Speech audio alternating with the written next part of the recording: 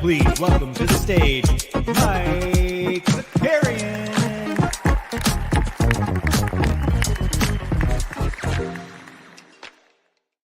What's up, everybody? Happy Thursday. Happy Thursday. It is good to be back. Sweet, sweet back. It is good. Oh my God, I still have the Momentum Labs thing up there. This is not... listen, we appreciate Momentum Labs sponsorship, but no free ads, right? This is not a part of your ad package. It's good to be back. I am exhausted.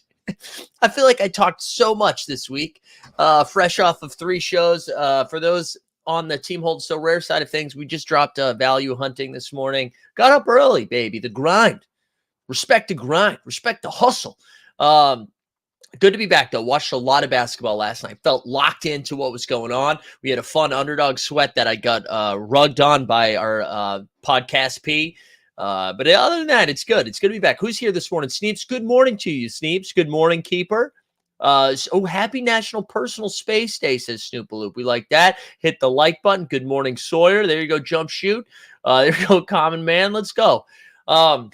Yeah, a handful of basketball games to talk about, and a lot of crap games too. A lot of blowouts.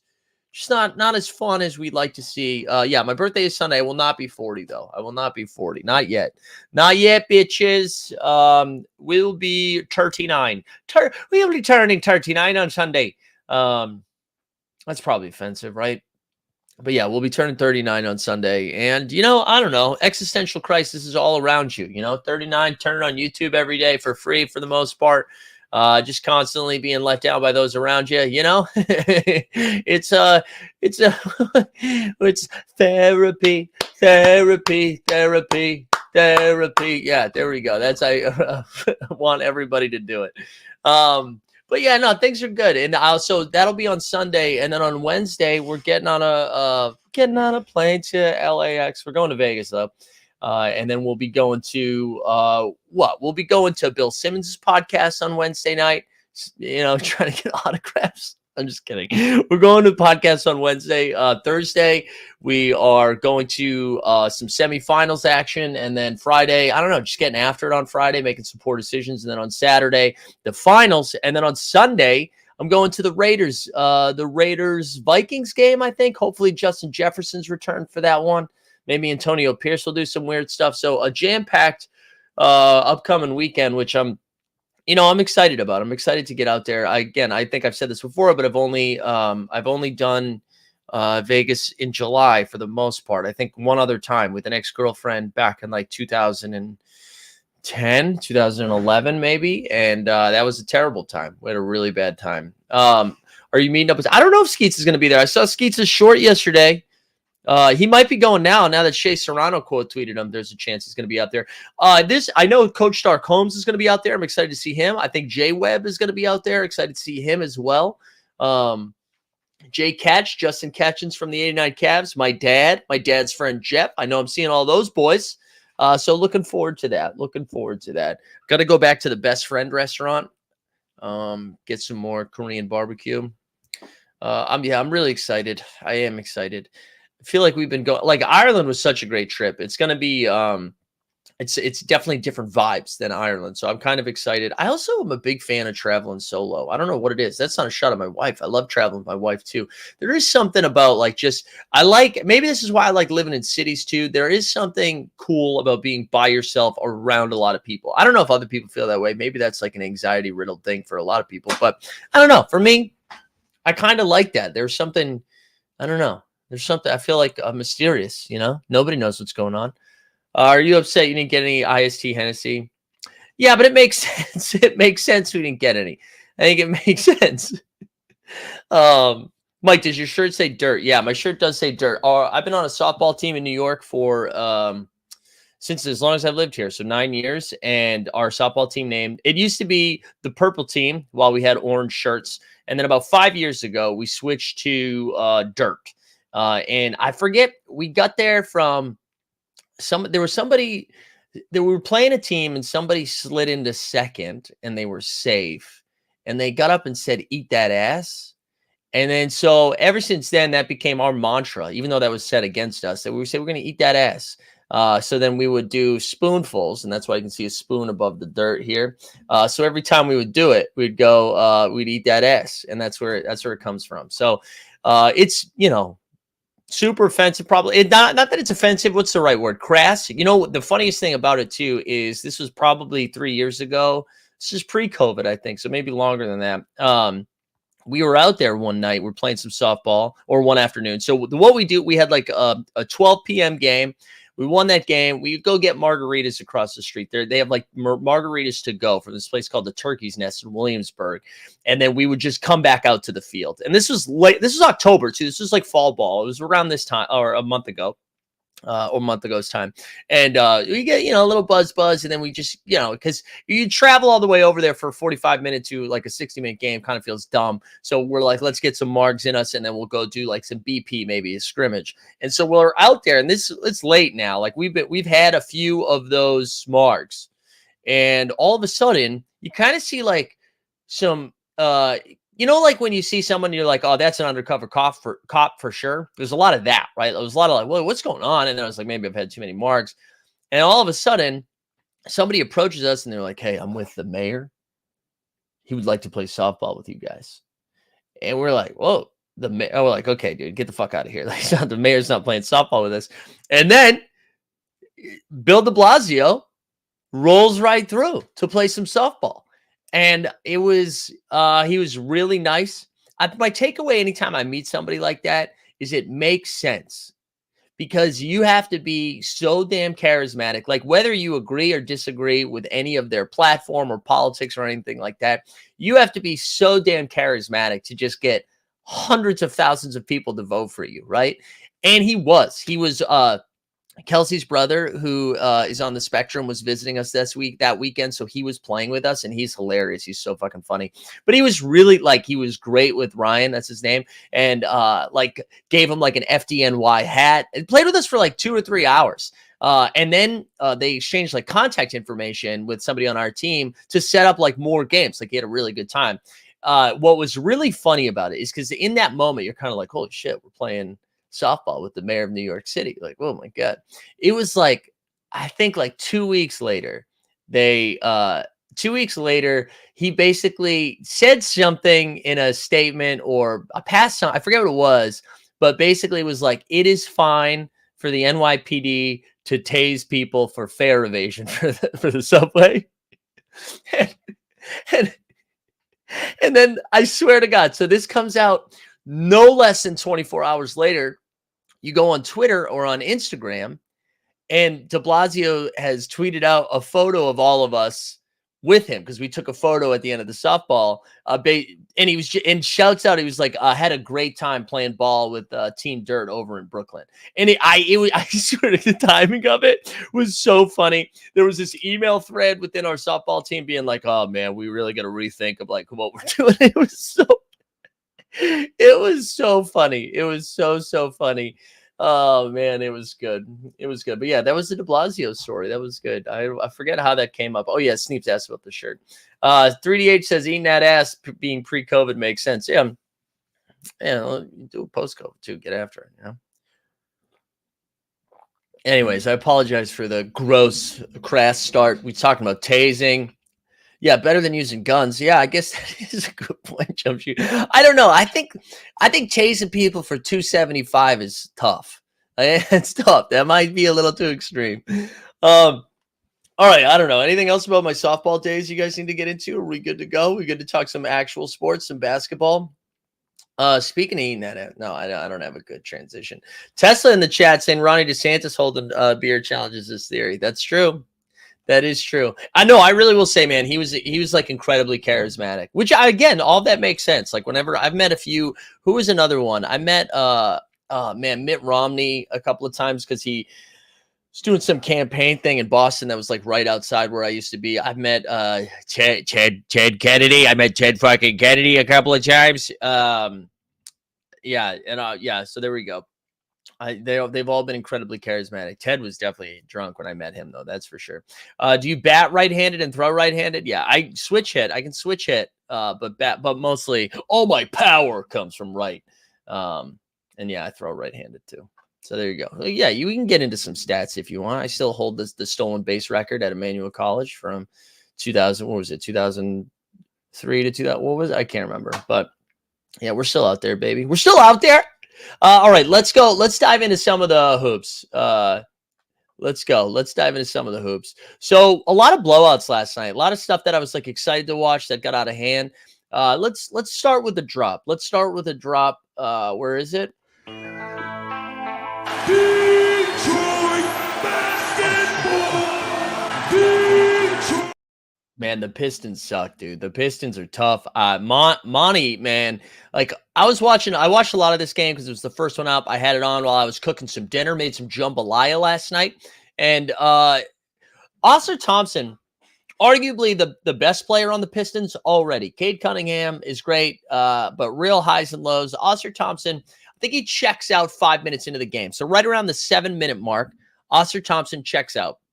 He does not re-enter the game until 5 minutes left in the second half. It's like, what are we doing, man? Well, why? He wasn't in foul trouble, didn't have like crazy turnovers or anything. And I'm just like, what's the purpose here? What are we trying to do, right? If you're losing thousands of games a year, at least get your rookie some run. Why? And not only is it like getting your rookie some run, if he's not your best player already, he's your second best player on your team. Why is he playing 5 minutes?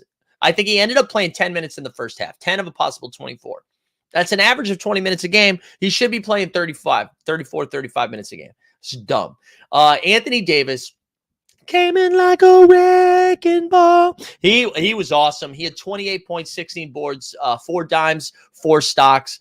Did not play any of the fourth quarter, I don't believe. LeBron James, he had 25, 8, and 3. But it was Russell's night. It was D'Lo. D'Lo saw Detroit and was like, man, if these guys, this is a team I can light up. This is a team I can light up, and he did. He had 35 points, 9 dimes, and 4 boards as well. If you were in the fantasy streets last night, D'Lo on Underdog was the 6th-round pick that got you there. I'm actually going to look at some of Underdog stuff. Jump Shoot saying my voice sounds good. Wow, that's kind because it feels bad. It feels really bad. It's why I filmed value hunting already this morning. I was like, I just need to get this out of the way. I've got a meeting at 11 with some So Rare people, and then I'm hopefully not going to talk again until tomorrow morning because it feels like it's working out. Anyways, Cade had 15 and 5, and then the only other thing I wrote, ugly stuff. They're just bad, man. Detroit's tough. It's a tough watch. They're not fun. They tricked us for the first like 5 games of the year. Like, ooh, they won a couple games. They're gonna be feisty, competitive. They're still gonna be bad, but they're gonna be fun. And they are not. They are not. Maddie said it's So Rare reprimanding you. No, it is the opposite, Maddie. It is the opposite. I'm having a follow-up conversation after a strongly worded email about the Cyber Monday deal. Anyways, yeah, that's what it's about. And to just smooth things over, just stay boys. We got to stay boys. Can't burn all the bridges. As somebody who worked for Top Shot once told me, is your plan to burn every bridge?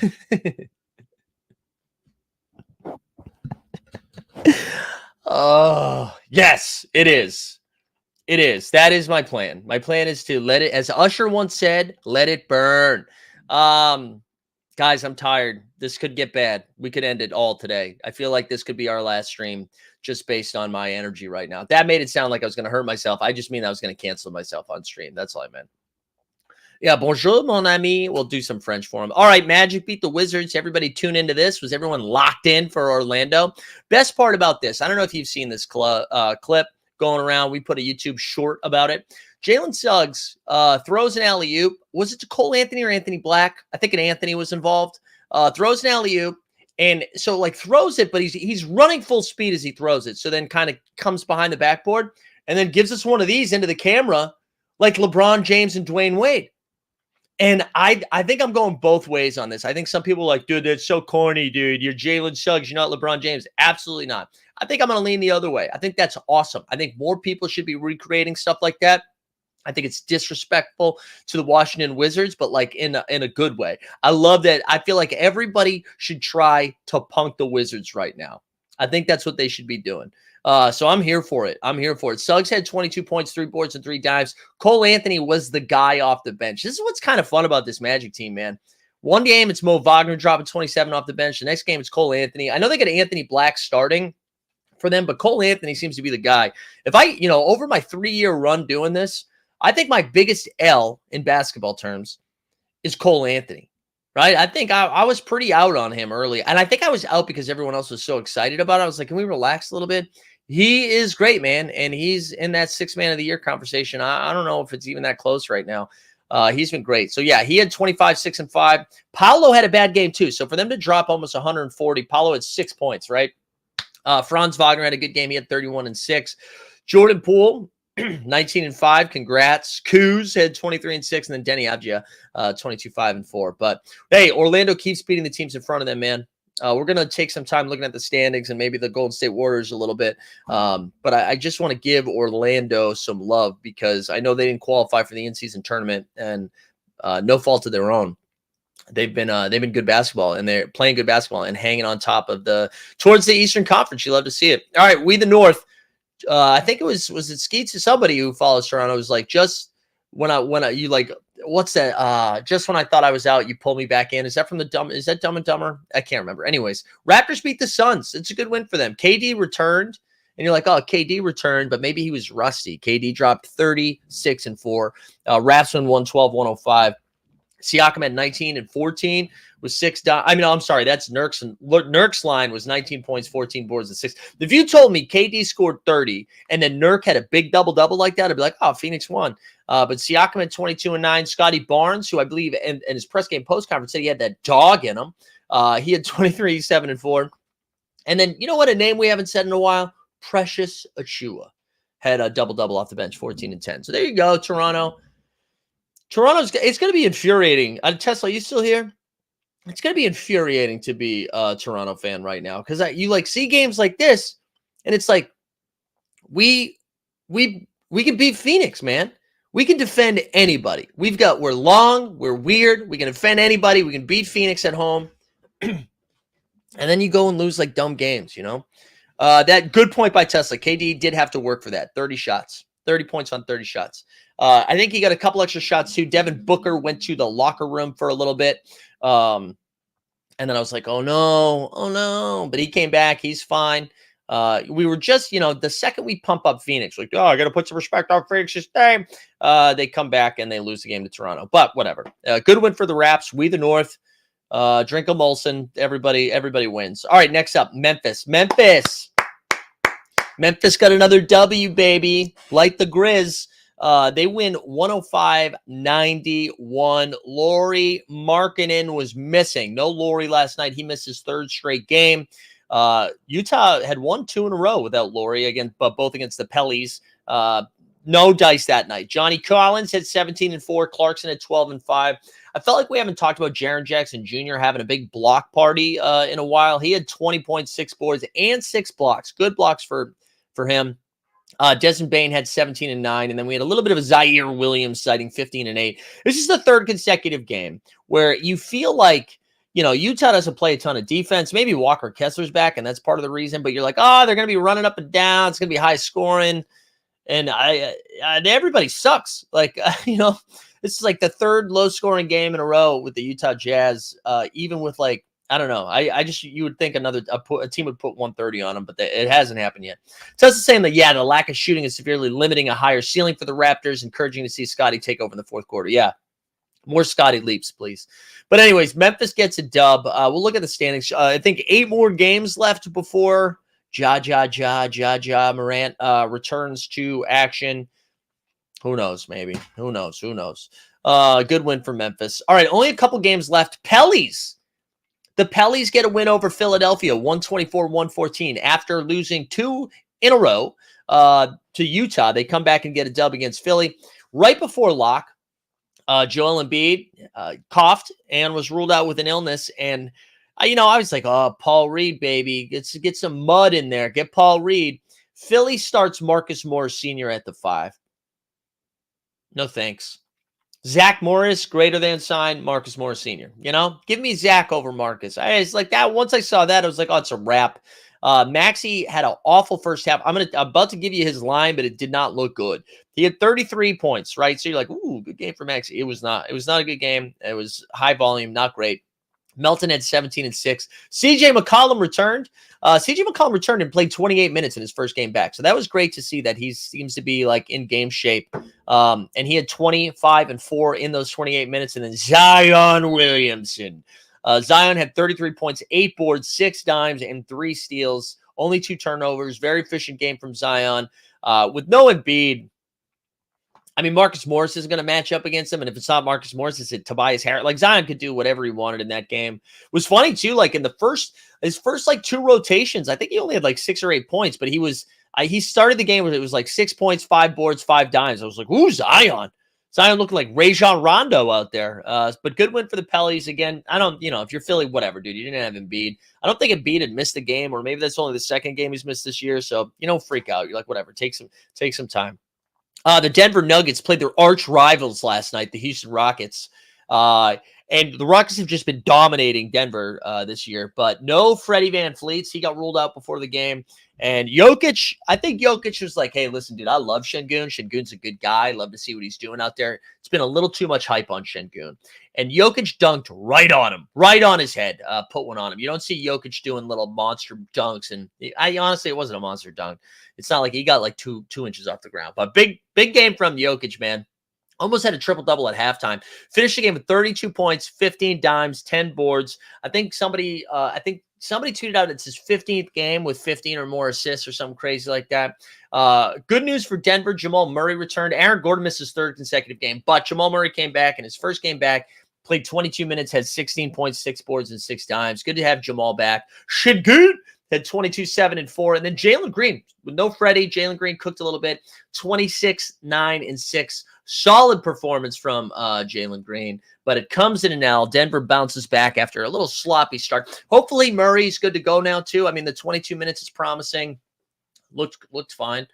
And then the last game of the night, the Clippers and the Kings. Clippers won 131-117. Clippers had this thing in the bag late in the third. I think they were up like 24. And then just let the Kings come right back in. Solid games from Kawhi and Harden. Harden had 26 and 6 with 5 steals. Kawhi had 34 and 9. Paul George with a game that pissed me off, which I'll explain why, 19 and 7. And then De'Aaron Fox was the only one from Sacramento that went off. Sabonis went a long stretch without even playing. It looked like Mike Brown was like, we're just going to go small. We're not even going to mess with Sabonis. Because Zubac, I don't know what Sabonis has said about Zubac and his family over the years, but oh my God, it was just very uncomfortable watching Sabonis just get just a ragdoll, like moved around. Zubac should just like give him a little butt and then throw it down. And then he was probably like, eat that ass. But anyways, Fox dropped 40 on him. Real quick, I'm going to pull up Underdog because I just want to show you what my frustration was here. We had a solid performance last night, but anytime you get close to a big city, you want it to happen. You want it to happen for you. Oops, I'm looking at the wrong thing. Wait, now let me pull up NBA. All right, here we go. So with heading in the third quarter, I was in 25th place in like the main $5 entry. I think it was 7,000 or 8,000 for first. I forget it was. And I was like, whoa, I have Paul George and James Harden left. this is pretty good shape, right? This is in good shape. So let me pull up this roster here. So we ended up finishing in 23rd place. I had with all this is the last game of the night. Last game of the night. Hold on, let me blow this up a little bit. I still had Paul George and James Harden going. And with the game getting out of hand, I was like, okay, well, Paul George should start the fourth quarter, get one more rotation, maybe knocks down a couple threes. We go home with some bread.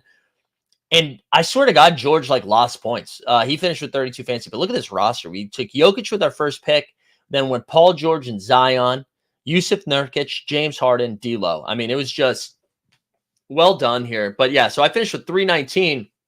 But as you can see here, as we scroll through this, 320, 130. So if I just one more bucket from Paul George gets me to 400. And then we were just off by, I mean, we were off by 20 points, but also shout out Andy up there in fifth place. We got any, do I see John Boy or anybody else? No. So that was frustrating for me as I was sweating that out. Oh, no, I'm sharing the right screen. Excuse me. I looked at the wrong tab there. That was definitely frustrating, but whatever. We had fun. All right, quickly, I wanted to go over to the worldwide leader, ESPN.go.com, because that was last night's action, but I wanted to see some of the standings here. Just, take a peek, see what's looking good. All right, here we go. Let's share this. Also, let's go blow this up a little bit more. All right, here we go. So the Celtics now still atop the Eastern Conference at 14-4. They've got a one-game lead over the Orlando Magic, who we're talking about. Look at Orlando, man. 8 in a row, 9-1 in their last 10. They are in the second seed. Let's look at Orlando's upcoming schedule here. They've got the Wizards again, which that's fun. Anytime you get 2 games back-to-back with the Wizards, that's a good self-esteem booster. But Wizards, Brooklyn, Cleveland, Detroit, Cleveland. I mean, that's, their next 5. You could easily see them go like, 1, 2, 3, 4-1 in their next 5. And then you got 2 games in Boston, Friday and Sunday, back-to-backs against, or not back-to-backs, but two weekend games. So you got 2 against Boston, but then it goes Boston, Miami, Milwaukee, Pacers. So you'll get a good, and then Wizards again, Philly, New York, Phoenix, Golden State, Sacramento, Denver. And so, they 5 more games to like get a little padding, get some cushion in there, and then see where you are once you hit that tough part of the schedule of that we just went over, right? But dude, Magic, again, 9-1 in their last 10, winners of 8 in a row. You love to see that. Milwaukee Bucks are 13-5. The Sixers now dropping that last game. They moved to 5-5 in their last 10. They're in the 4 seed. The Bing Bong Boys, 7-3 in their last 10. They slide back into the 5 seed. You got the Indiana Pacers now, who just because, they haven't played as many games as the Knicks, they are in the 6th seed. And then the Heat and Cavs both there at 10-8. And then Brooklyn and Toronto right there, 9-8 and 9-10. Atlanta, I want to talk about, we mentioned them the other night, right, with the Jalen Johnson injury, and you saw them, you saw them just get smoked by Cleveland in that game. I am a little concerned of what they're going to look like here 10 games from now. And I do think, like, if you are a Raptors or a Nets fan, you look at all the teams behind you, right? And it's, the Hornets aren't going to be sniffing any of this. The Bulls are dead in the water. Wizards, we've already talked about at length, and so do we have the Pistons, right? So it's really, if you're like, hey, man, we just need to get in the playing game, have a shot, and then see what happens. If you're Toronto, Atlanta's really your only competition here. And they're going to be without Jalen Johnson for basically a month, I believe it was, right? And you look at their upcoming schedule, and it's San Antonio, which is nice, but then it's Milwaukee, Brooklyn, Philly, Denver, 2 with Toronto, Cleveland, Detroit, Houston, Miami, Memphis, Chicago, and I don't think Ja's back by this game. Oh, no, I think he is. I think that's his first game back. And then Kings, Wizard, OKC. Like, Atlanta could really be in a tough spot a month from now. I think that could be a problem. And not in the way that the internet says, well, it's a problem. I think Atlanta might have some issues here. And I'm curious how, Trey handles this, right? He's been struggling shooting from the field a little bit. I think he's like up there and leading the league in assists, near like not too far behind Halliburton. But I'll be curious to see how this plays out with Atlanta. But if you're Toronto, you got to feel pretty good. Let's go over to the West, because I think there's some fascinating stuff over here with the West. We got the T-Wolves, baby, still atop, 8-2 in their last 10. They're in first place. Nuggets now have ripped off 3 straight. They got Jamal Murray back. They're just 1 game back. Dallas right there too. Hopefully everyone's writing some positive shit, as Jason Kidd said. OKC 11-6. The Josh Giddey stuff continues.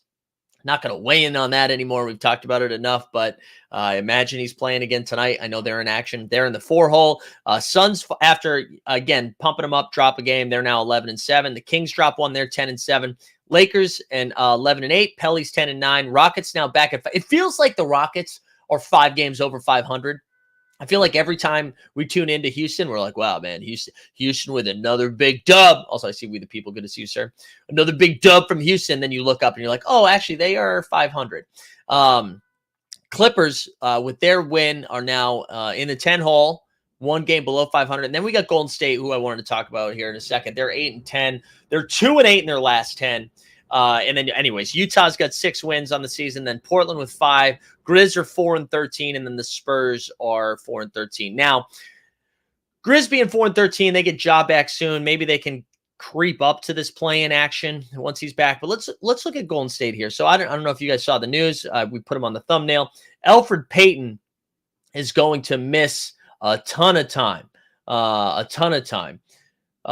We the People. I know there's the Ja.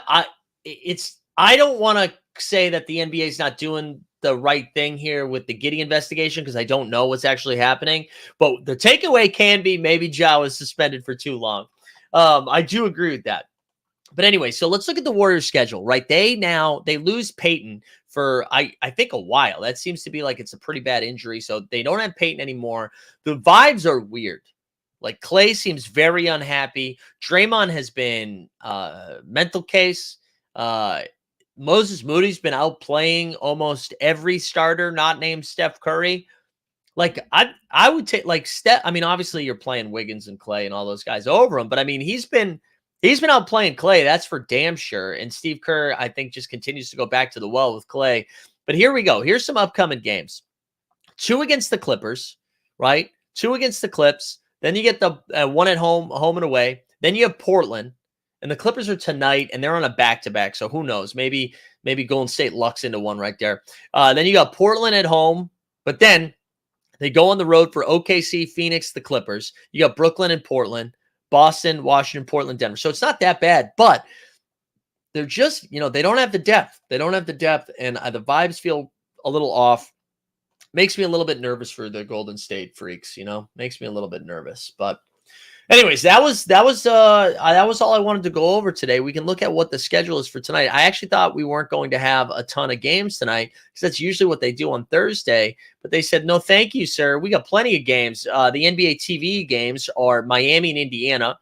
I don't know if Jimmy's back yet. Maybe some Miami fans know in the chat. And then you got Clippers and Golden State we already talked about. We also got Portland and Cleveland, Charlotte and Brooklyn. Those are, you could just don't even watch. I'm not watching those games. New York and Detroit, Milwaukee. Man, this is a lot of bad games. LA and OKC, I think, will be a lot of fun. And then Wemby should have a night against Atlanta. Wemby should have a night. But that is the action that we've had. Let's take a quick break. We're going to pop over to So Rare here for a second. We'll see what's cooking, and we'll be right back. Today's NBA Bit is brought to you by So Rare. Daily fantasy sports is annoying. Constantly paying attention to injury news, who's starting, who's sitting, and just having to remember to enter your lineups each and every day. With So Rare, you just have to enter your lineup once for each game week. And instead of having to pay an entry fee each time you enter a contest with So Rare, once you buy your cards, the tournaments are free. Each game week, you'll have a chance to win more card rewards to bolster up your roster. And this year, So Rare is introducing cash prizes. So sign up for So Rare today using the link in the description, and they'll start you with 20 free common cards. And by using our link, once you buy 5 cards from auction, they'll give you a 6th one free. So sign up for So Rare today and see if you can take down Mike Sorarian. Yeah, so there you go. Add the Atlanta game to games that I don't want to watch because Wemby has been ruled out. Thank you for that, with the peeps. Snoop said, did you talk at all about the Top Shot Fresh Threads? I haven't done anything. Did you guys get Fresh Threads? Did you guys go out there and buy some stuff? I did not. I didn't buy anything. So those, the Wemby thing, you could talk me into the Wemby thing, right? You could talk me into that because it's like, well, you know what? I was just gambling with it because I flipped it right away, but I didn't buy any of that. The only Top Shot stuff I saw yesterday was what was going on Twitter, and that was hilarious. All right, let's go. I'm just going to pop around some lineups over here, see how we're cooking. Snoop, did you buy any of those? Did you buy? the fresh threads. So these are my lineups so far. We get like a decent sweat. So we're 39 points from the closest reward here. So we need Josh Giddey to outperform that 17 number. Insert jokes there. But AD drops 74. We get 61 from Maxey. We still have one more Ivy game tonight. We also have an Ayton game. So this could run a little bit. Again, 39 points away. It's not looking good. Rare underdog. That's not going to get there. Rare contender. So we're 95 points away. But Devin Vassell hasn't played his game yet, so that's exciting. Zion got the 65.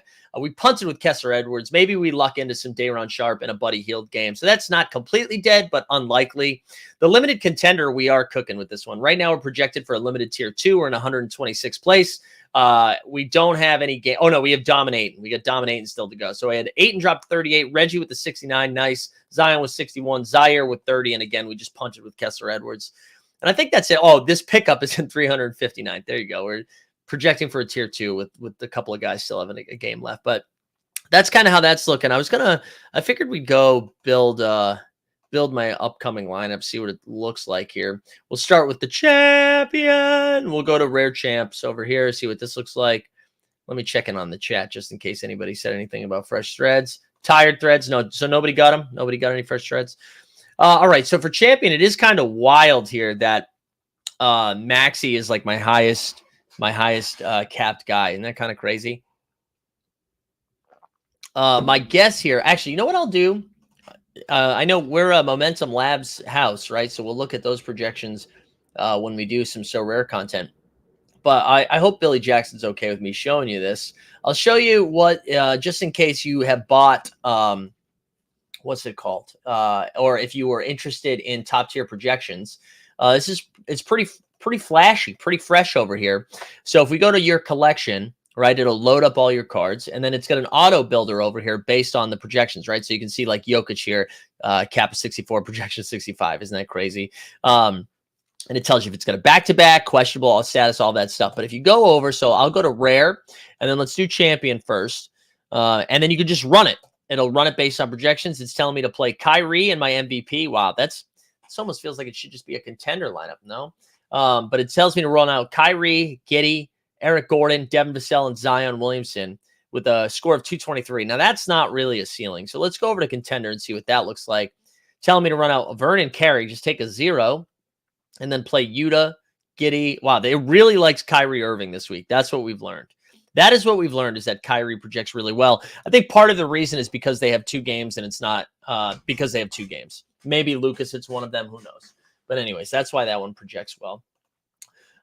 Snoop said, no, I didn't buy any of those Top Shot packs. Was just wondering if you had thoughts. No packs here. I think there's just, I just don't, the fresh thread stuff doesn't really move the needle for me. You know, it just doesn't. It just doesn't. And I don't, maybe it's because of like fresh threads in the past, but I mean, just Top Shot in general is not moving the needle for me. I'm interested in rookie debuts because they've made it clear that those are the only things that they're interested in. Maybe the Top Shot 50 as well, but mostly just the rookie debuts.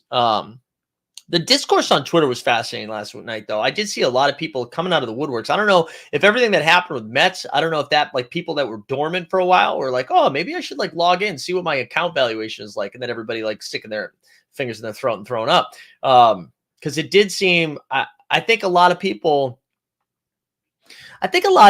like this time last year, right, everybody had to, and I can't believe we're talking about Top Shot. I think people had to change their mindset with this stuff, because the first year or so, it was like, we're making money off this, baby. We're printing, we're connecting, we're collecting, but we're printing, we're making money. And it was more speculative. And then I think last year was the great unlocking, or whatever we called it, but it like shook everybody up a little bit. It's like, okay, if we're going to continue to do this, it can't be about what things are worth. It has to be like, you know what? I enjoy collecting this thing. I'm probably going to lose some money on it, but I'm having a good time. And I think with that reframing, what happened, and I think this was a positive thing, but I think people just kind of stopped. There was no need to go check OTM to see your account valuation. Maybe you used OTM for like for the sniper, whatever the hell they called it, right? Maybe that's why you were logging in, but I don't think you were checking price points on stuff of your own stuff. And now I think maybe some people logged in and checked for the first time, and they're like, holy shit. And I think because, like, we're last year when we were here at this point last year, I think we were like, man, it's not, well, now's the time probably to get in. It's not going to get any worse than this, right? Which we honestly, we had a similar conversation about so rare cards, though, like the rare tier cards yesterday on our Team Hold So Rare channel with the so rare sharps. And I am in the back of my head, I'm like, man, I've done this before, man. I've had this conversation where it's like, well, we're at the bottom. Don't worry about it. We're at the bottom. Now's the time to buy. And it's like the bottom can always go a little bit lower. The bottom can always go a little bit lower. But I do think like the mindset of people who are still active in Top Shot is probably healthier, right? It's probably what Top Shot wants. I'm sure they'd want more users, but I think they like that people aren't out there grinding pennies and dimes trying to make some money off of this. I think they want you to be out there to be like, man, this is so sick that I got this collectible. And I think that's what they want. And I don't know if that's good or bad, but I think they seem to be happy about it. I think the people that are still active, that like enjoy the product, are fine with it, right? Like there's just no discourse around it anymore. Like that's why I think yesterday was so surprising. So nobody's talked about it for a while. Maybe my algorithm has shifted in quite a bit, but the only Top Shot related stuff I see, and shut up Boston Base. I feel like Boston Base does a good job of, and maybe it's because of his bags. He bought a bunch of Chet Holmgrens, but like I see stuff about that. And then I see people when they hit a Lego on a $4 pack or whatever it is, they share that. And then I see the only other thing I see are those videos from Badge County and from Tandy, and that is like an ad, right? I see like where they get paid like $100 or like $40 in packs or whatever it is, right? They get paid in packs to do a video like that to let you know what's coming, right? Those are the only things that I see out there anymore. And that's what I think was interesting about yesterday, is that because of Mets saying some stuff and Dumbo saying some stuff at him, and then everybody was mad at Mets. Then one of my favorite things that I saw yesterday, Shut Up Plunge Father sent me this. Let me see if I can find it. Which I actually think I updated my Twitter bio. Is this, yeah, there it is. Wait, why is it showing it like, there we go. I'll share this screen. This is the funniest thing, I think, for me. Where is it? Window. Okay, here we go. Hold on. There we go. Share. So this person blocked me, but this was sent to me. Hateful cyberbully Mike Zakarian. I mean, I can't stress enough that I'm not defending Mets. Like, I'm not. I just thought it was funny that out of all of the things that have been happening in this space, Mets doing a fake giveaway is the thing that set everybody off. And I think this goes back. I mean, I've said this before. This was years ago. We've had this conversation now, where it's just like, it's easier to get mad at those things than get mad at like the system. Because, shout out James Harden, but like, you can't change, like, the system is what it is, and you're just a cog in it, and you're not going to be able to change any of that. So all the yelling and screaming isn't really going to do much. But then when you feel like you can have more control over that, so you can yell about that. So I just thought it was funny. Like, nobody's, I mean, we're like 3 years. The people who are still collecting don't even remember the truckload of flow thing anymore, right? Like, how many times have they promised things that they haven't fulfilled? Again, this is years ago now. So, I mean, nobody cares. Nobody cares. Stan saying they keep rugging, though, like they decrease requirements for the team discords, devaluing team sets. Yeah, I saw that, right? You only need like 3 moments now or something like. I actually shouldn't even say that. I don't even know. I saw that they decreased the thing. And then I think I saw Steve Baller Blockchain, shout out Steve, that he came out and said that's like the gateway to get in, but then you're going to need complete sets for other stuff. But I don't know. Get the proletariat to fight amongst themselves. I mean, for real, though, and listen, Mets says crazy stuff and is like bipolar about his Top Shot takes, right? Where like some days it's the best thing that's ever, like, I'm fine. You guys want to pile on? Go ahead. Like, go do whatever you want to do. It is funny to me that it's been like dormant on social media for the most part, outside again of pack drops and what Boston Base is doing. Shut up, Boston Base. Outside of those two things, there's not really a ton of discourse around it. Nobody's doing videos breaking down market stuff. The only content we see is Tandy showing up once a week. That made it sound like that's bad. Tandy doing his stuff once a week, right, on Thursdays. You see that? I mean, what else is out there? I don't know what Board to Buckets does. I think they just do stuff on playback. I don't know if it's Top Shot related. I don't know. Badge County, I know, is a very active Discord. I think they have a podcast. Still. Connecting and Collecting, I think they're doing stuff. I don't know. I saw Treat was back. So like, but I don't know how much I don't know how much conversation, like there's how much strategy conversation is being had. I think it's just more about like, man, that play's sick. I'm glad that's coming to the platform.